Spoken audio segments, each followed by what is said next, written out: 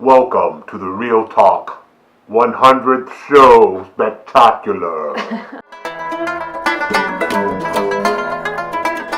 Welcome to Real Talk with Kelsey and Rachel. I know the program, so thanks for inviting me on. I've watched many of them, not all of them, because there's only so much time in the day to watch everything, right? Yeah, I mean, I'm not even getting to where I can watch enough of all the stuff on DAZN or ESPN Plus app. There's so much content now. Right. And so we don't want to get into a place where we're saying, damn it, there's too much content, because then that's kind of ridiculous. But if the content isn't good content or great content, then it's kind of like Golden Corral, isn't? I mean, no offense. Maybe you like maybe you love the Golden Corral. We're not. But, right, if there are 150 items on the buffet line and, 147 of them are then maybe you're going to go someplace else. But anyways. Well, we have a small audience, but we know that it includes at least one of our moms. So we're just excited to bring the best, hottest hot takes that Box has to offer to at least one of our mothers. I don't think we can safely say both of our mothers. Whose mom? That's fine. I think it's Rachel's mom. Rachel's mom. Yeah. Your mom just not a boxing fan or not a Kelsey fan or what? A little both. I don't know. That's really another topic. All right, bud. Let's move on. So thanks for joining us. Rachel's going to introduce our guest for Rachel's mom. So today on our show, we have the owner and editor of nyfights.com, Michael Woods. Yay! Or better known in our house as Woodsy. Yeah. That son of a gun, Woodsy, right? Yeah. He's also a contributor to Ring Magazine and Bad Left Hook and hosts one of the most popular podcasts in boxing, TALKBOX for Everlast. How are you doing today, Woodsy? I'm doing good. That son of a gun, Woodsy. I thought of, as this hit was impending, I said to myself, Woods, you should really dress up. Maybe a little coat and tie, or okay, maybe not a coat, but maybe a tie. And then I just said, all right, well, at least wear a shirt. And so I'm doing that, so. Okay, we appreciate the shirt. Yeah. Yeah, I thought of the same thing, like maybe I should dress it up a little fancier, but I got my Lions Only Team Charlo gear on today, so I'm pretty. And I got this, Honor Your Champion. I'm feeling swole, but I'm also feeling angry like a Charlo brother, just angry. Oh, geez, why? I don't know, just because that's what Charlos do. Right. And also, there's a lot of that going around there, and that's why I appreciate it. Actually, one of the reasons you invite me on, because it kind of shows that we all don't have to all think exactly alike all the time, but that we can still get along. Yeah, it's getting rough out there on all social media streets. Even out there just in the world with people who have different opinions on different things, whether it's politics or religion or whatever. Yeah. I've kind of, in my own personal journey, and this is off topic a little bit, but just become more aware of maybe just accepting that I don't know everything, and I'm not even a great judge of everything, but that all I can really do is just love people, because I can see how anybody would really be anything in this world, whether it's something I can understand or not. And that's, when I say that, it's easy to see how anybody could want to vote for one side of the aisle to me, and it's also easy to see how they could want to vote for the other side of the aisle. It's a shame we don't have a third side of the aisle that I feel like maybe would represent the people more, but who knows? Maybe that's coming along the way. I don't know. Maybe. Hopefully. Yeah, and, quick, and then we'll get on to the boxing topic, is that your journey and your messaging is probably sometimes more effective than you know, and more people listen to it and take it to heart than you know, because a lot of people, what they do is they lurk online and they take it in and they might not weigh in, especially when they're in agreement with something. People are very likely to weigh in when they're critiquing or when they want to fight you, but not as much if they're thinking like, oh, geez, Kelsey's making sense there. So, I would say to you, good job. Keep it up. I read it. I take it to heart. And sometimes you're a good role model for me what you were just saying there was basically saying, I've humbled myself, right? I don't think I know the best all the time. I don't portray myself as the smartest being out there, what have you. And I'm trying sometimes to think along the same lines. And, I was just not arguing with someone, but going back and forth on trying to make sense of the Elizabeth Warren and the Pocahontas and the trumpet and all that. If I can do it without assuming necessarily that I've come to this place being right, then there is a better chance that I'll actually figure out what actually the situation is. So, anyways, we've gotten all that out of the way. Rachel, should we talk about boxing? Because your mom probably wants to hear that. Yeah, that's why she tunes in for boxing. Yeah. Yeah. Well, first, Woodsy, what's going on in boxing for you right now? Yeah, tell us you're all over the place, so I don't know how to promote you because you do so much. All right, so always the best place to start is today or tomorrow. Tomorrow is my birthday, and I'm going to celebrate my birthday going into the city, going into Manhattan, and doing work on a Golden Boy promotional show for the Canelo versus Fielding fight, which is December 15th at Madison Square Garden. They do a program called Mano a Mano, which is one of their shoulder programs, they call them now, right? The fancy terminology. And it's basically promoting the event and telling people, why should I care about Canelo versus Fielding, and who is this Fielding character, and who is this trainer, and why is this fight going to be great? And so I'll be doing sort of interviewing of Oscar and Eric Gomez and Fielding and Jamie Moore and Canelo and Reynosos and all that. So I'll be doing that from I got to get up at 6:30 and then go into the city and then work that for 3 hours, then run to Everlast and do the podcast. We're going to have Larry Merchant on and Darren Prince, who is a manager who has managed Dennis Rodman, and he has a book coming out in which he talks about being addicted to opiates for a long time, and now he's come out of that after about 10 years of using. So he'll be on the podcast, and probably 2 other people that I forgot. And then I'm going to run from there after going for an hour and a half back to interview Canelo and Oscar, and finish up probably about 7 or so, and then go back home. And then, probably I think everyone will already have eaten and stuff, but maybe they'll have a cupcake or something for me here.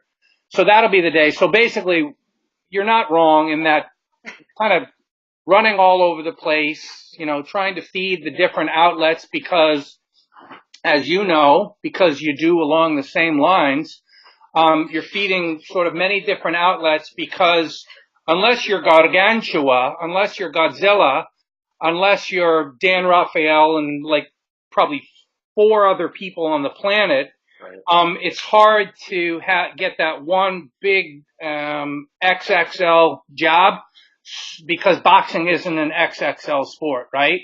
It's a niche sport. We like the niche, but it is what it is.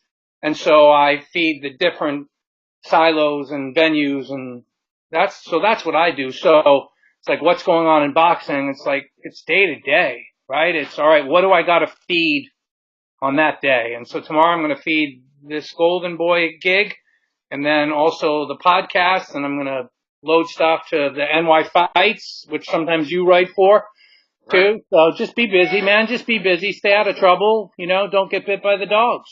Yeah. Well, you're a good example for people out there who want to dedicate themselves to anything because you do so much, you do such a good job of it, and you're really successful at it, and that's really awesome. We down here in Texas, we're a little slower. So when I compare my day to what your day looks like tomorrow, I'm like, am I lazy or am I just not from New York? I was on my floor earlier today for 30 minutes with a dog. Is that bad? No, but not so. Because I know you hustle. Because I follow your story and I know. And also, that's not to portray us here, or me especially, as being above anything or what have you. It's you do it because if you don't, you drown. Yeah. There's a phrase out here that became popularized 8 8 or 10 years ago when this sort of rank and file regular guy ran for, I don't know, city council, African-American gentleman in his 50s or 60s, and he went on one of these debates, and he said, and he just kept repeating, the rent is too damn high. Yeah. The rent is too damn high. And so everything is kind of, not everything for everyone, but for a lot of people, that's what it's filtered through, right? You gotta get gigs, you gotta work your tail off, because if not, you kind of drown. So it's one of those things where in New York, the people do sometimes have to hustle a little bit harder, but it's just really to stay afloat. It's not because they're any better or different than you. And the pace is ludicrous. And it's not necessarily the most healthy, but if we're judging by like output and, churning out a lot of stuff, I mean, it does force me to do that. So there's some good and some bad, and like everything, I guess, right? Yeah, and you have great pizza there, and Yeah. great everything, right? No. Listen, I'm trying to think well, the rent is not great everything, that's for sure. The pizza is really good. I mean, but there's a thing. A lot of people are snobby about the New York pizza. Like, I feel like I probably could come to your town, your city, and I bet the pizza would be decent. I don't think like, if it's not New York pizza, it's crap, it's garbage. I don't want to be cocky like that. Did you got good pizza there? Well, I mean, I wouldn't compare it. No, I mean, Well, I don't know. I haven't. Well, been technically, to New York. yeah, so. I'm just making up stories. I've been to Chicago and had their pizza, and I know And it's good. but it's really, really good. We don't have pizza like they have in Chicago here. Yeah. So if it's a fair comparison, although different style of pizza, then I would say no, we don't have pizza. Right, and we were thinking maybe we were going to get you to New York a couple years ago when you were off the high of beating up Charlo, and then you were thinking of coming here to beat me up too at Gleason's, weren't you? So, No, I tried to go there and fight you, and then that's when we were doing stuff. Both of us were doing stuff for Boxing Channel, and almost snaked into sending us up there. And then right after that, they cleaned house over there on the Boxing Channel. Yeah. They do that. They do that periodically. Yeah. So then, like, I was cut off. Yeah. So, Me too. So close. Who knows? Chapter for another book. I saw us on Twitter. There was the talk of a Grand Prix, like World Boxing Super Series of boxing writers. But it might just remember I started. Say that was wasn't it going to be a foot race? A run race? Well, we'll see. We'll see when we all get there. Yeah, like maybe we'll make it at the end. Then at the finish line we start slugging each other because you got to spice it up. Because who wants to watch us in a foot race? Yeah, right. It's bad enough to watch us fight. I think we get more hits doing that. Yeah. Well, maybe. I don't know. Oh, we would. We would. Like, I'm so excited about a fight coming up. Let me tell you what fight I'm so excited to see Tyson Fury and Deontay Wilder get in the ring and show us what real heavyweight champions do, and that's fight each other. What do you think about that fight? I don't want to reflexively be negative and critiquey, but I always want to not warn people, but I don't want to be overselling. I don't want to be part of the problem. I don't want to be media as cheerleader. So I'm always going to say, if the situation calls for it, that I'm hopeful it'll be a good fight. It won't necessarily be. Just because we make them, the ones we want to make, it doesn't mean they'll be great. It's like Spence against Crawford. We really want to see it, and then we really hope it's going to be good. So I'm really hopeful it'll be good, but you and I both know, and Rachel knows too, because she's watched, a lot of boxing, that Tyson Fury can really kind of stink it out, right? And he's not going to say that during the promotional build-up. Like, I can be a real stinker. And so it's left, I don't want to say it's left to me, but I'm really cognizant of the fact that the fight really could stink. And I feel like much of the time when asked about many of these fights, I kind of say along the same lines, I hope it doesn't stink. And I really hope for a good fight, and same as you. And I think I'm excited like you and you are because we see a style clash. We see the bronze bomber who could end it at any time. And then we see the guy who is most of his adeptness is defensive, honestly. He's not a offensive wizard. So I think it could be interesting for the whole 12 rounds. Or Fury could make it so it's just like, oh Jesus, this is boring. I don't know. I want to be excited. I want to have your level of optimism on it. To be fair, few people have Kelsey's level of optimism. I'm a voice in the wilderness. I just think every time I watch Deontay Wilder fight, yes, I have a tense, excited feeling because I'm like, is Deontay gonna hit him? You know, because that's the whole thing when Wilder fights. He doesn't look pretty, but he's such a great athlete that I'm betting against almost everybody. Eventually he's gonna land, and when he does, it's gonna hurt the guy. And so I'm always excited, just like with Luis Ortiz, you know, who's getting outboxed. He seems to have a lot of heart. We know he's got athleticism and power, so I want to see, you know, maybe, I don't know, Tyson Fury is a gigantic man with a gigantic head. He's slick, but Wilder's going to hit him eventually, I think, probably. And then when he does, what's going to happen? I don't know. That's why I'm so excited about it. Right, and Showtime loves you for that. They're going to get that 64 or $74 in HD from the McCarson household, so they appreciate your optimism. Kelsey is tries to do the right thing in life. He's not a guy who is going to track down that illegal stream, and if he did, Rachel wouldn't let him. So Showtime thanks you for that. She won't smuggle candy into the movie theater with me. Like, I'll be like, open the purse, and she won't do it. Well, hold on a second, Rachel. Is there any statement from the movie theater people that you're not allowed to bring in outside food? Or is that the assumption? There might be. No, it's a rule. If you walk in there with an internet and they're going to take it from you. They're going to take it from you? Over my cold dead body. They're not going to, they're going to take it from, after paying that ticket price, they're going to take it from me? Okay. Yeah. Well, the thing is 90% of the ticket price goes to the movie maker. So movie theaters make their money off of concessions. Yeah. So what's Rachel's got a heart for the everyday movie theater corporation. I don't know. Both of us. Okay, I'm with Rachel. Yeah. We both worked for movie theaters when we were kids, and so I think that Rachel has, as she would, the movie theater person perspective. Yeah. Right. But I'm still smuggling candy in my pants. You know what I'm saying? Like, sorry. In the pants? Well, in my pockets. I mean, I don't. Twizzlers in the pants, right? I'm that much candy. You know what I'm saying? I'm not sharing Twizzlers with you, bro. Yeah, you shouldn't. No.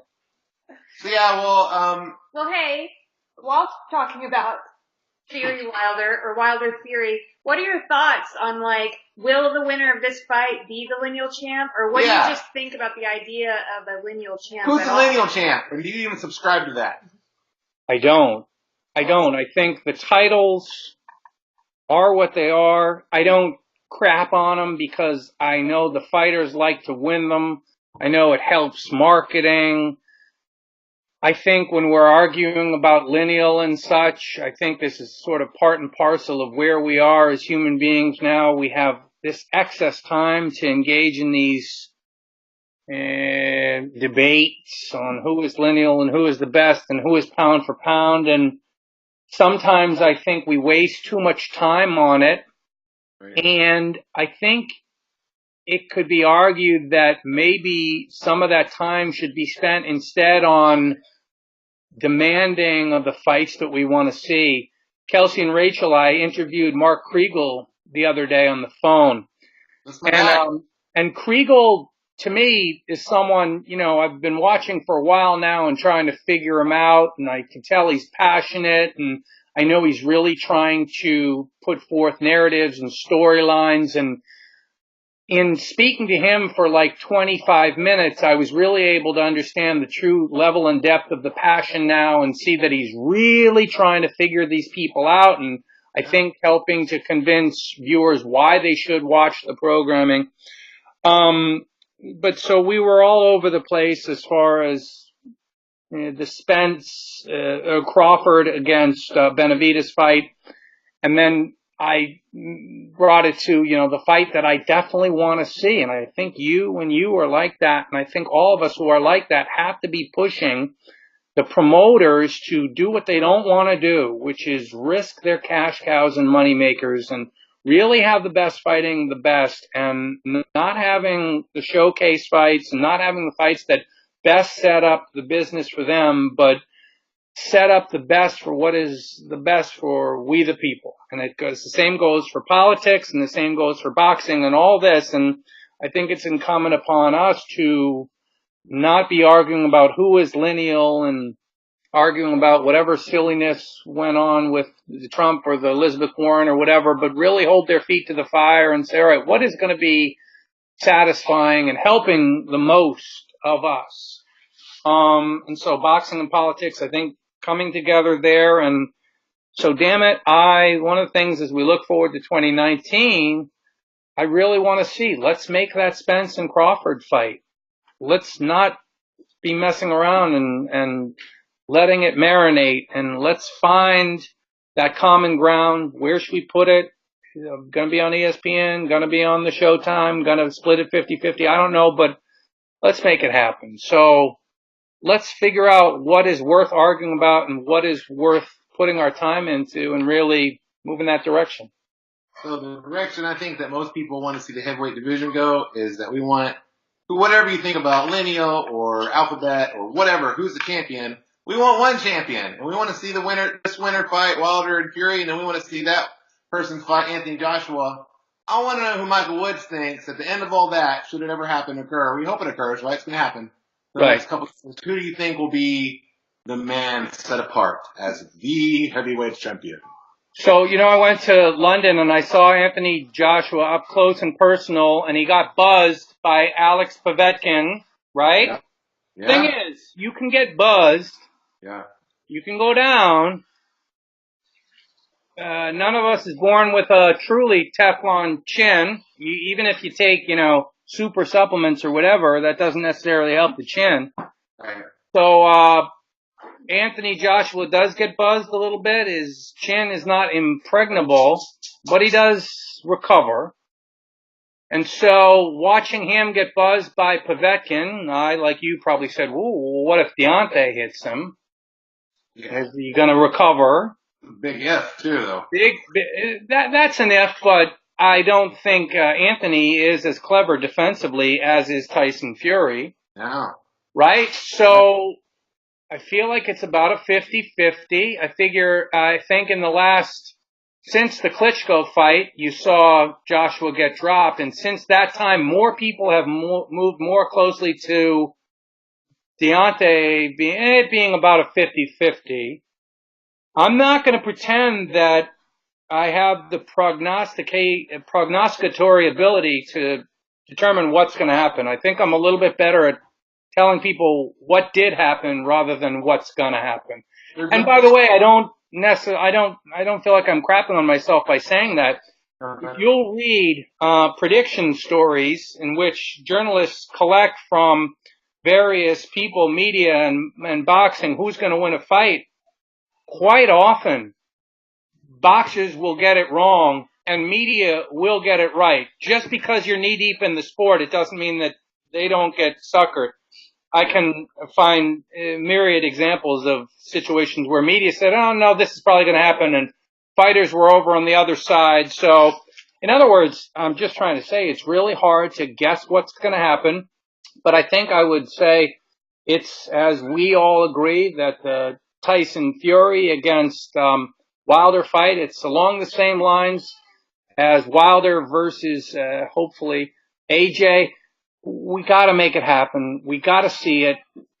Don't let it over marinate, and don't let, what is it? Is it usually greed and people wanted to make that extra 5 million or 10 million? Investment. Don't do that. They want to squeeze it out of us. That's right. And it's almost like part of me, and I don't even think it's perverse, I think it's asking for karma to kick in. Part of me wants these fights, when those guys are doing that, to go off the rails and to get screwed up just to teach them a lesson. Right? Yeah. I don't necessarily want that because I want the fans and me to get what I want, but it's like these guys do this all the time. They let it over marinate. Mayweather, Pacquiao, Mark Kriegel said, Ali and Frazier fought 3 times in the time span that it took to make Mayweather Pacquiao. Yeah, and that just kind of sums it up, doesn't it? Yeah. It does. Well, hey, I really appreciate you coming on our show. You're awesome. And if the 12 of you that watch our show know that I'm a boxing writer, and I wouldn't be a boxing writer without Michael Woods. Took a chance on a guy from Texas, and I appreciate that. And just on a personal note, Michael Woods, we love you and your family, so tell Jess that we love her and said hi. Hi, Jess. Right there. She heard you. Hi. We love you. It's not that big of a place. She could hear you. Yeah. Because you're in New York. Yeah. Is it like it's on TV? We don't know. Tell us. Yeah. No, it's, the square footage, not resplendent, but that only means that we're that much closer to the love. She's right over there. She hears you and says thank you and back at you. You got cooler stuff to do out in the world there too. Anyway, we appreciate you so much, and thanks for being on our show. And for people out there who want to follow Michael Woods, I know you're really active and engaged on Twitter, Woodsy1069. Are there any other places people should go check you out at? Hey, you have 12 and I have 24, and we all want, the tens of thousands to come, and we'd like them to watch you doing this and me doing the listen to the podcast promoted by Everlast. So that's a good place to get more material, and then there's not any of the political stuff in there, although there's like that much. But and then Instagram, the Instagram, there's pictures of the kids, and people don't want to necessarily see that too. So anyways, it is what it is. Thank you for having me on, and I will promote the heck out of this one just this much more than I do all the other ones. So I appreciate having me on. Yeah. All right, well, thanks so much. Y'all have a great night up there. Thank you. Bye, Texans. Bye, New Yorkers. Listen, we talked to Michael Woods, Yes. publisher, editor, TV personality extraordinaire. Really enjoyed catching up with Woodsy. What was your takeaway from it?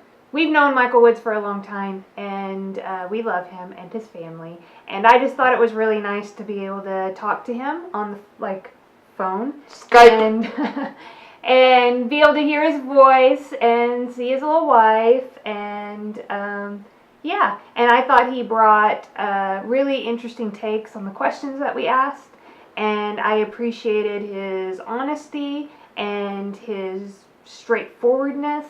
Yeah. Yeah, he's really knowledgeable. He's been in the business a long time. Enjoyed talking to him. His wife, Jess Mabley. Is that how you say your name? Mabley? Mabley, it is. I don't know. Anyway, just one time I want to look as cool as she looks in pictures. You ever see pictures of them on Facebook? Yeah. She's always like, I don't know. I can't do that. I always look like, Anyway, that's beside the point. Love chatting with him about just where boxing is, where society is today in general, and then also Deontay Wilder, Tyson Fury, Anthony Joshua. Hello. Why did I do that for Joshua and not Tyson Fury? I don't know. Anyway, really hope you enjoy our 100 So Spectacular. Why don't you be our 100,000th subscriber? So to get there, we're going to need like 900. How many? We're going to like 90,000 more people to go ahead and do that before that. Anyway, just go ahead and do that. Yay! Like, comment, subscribe, or else.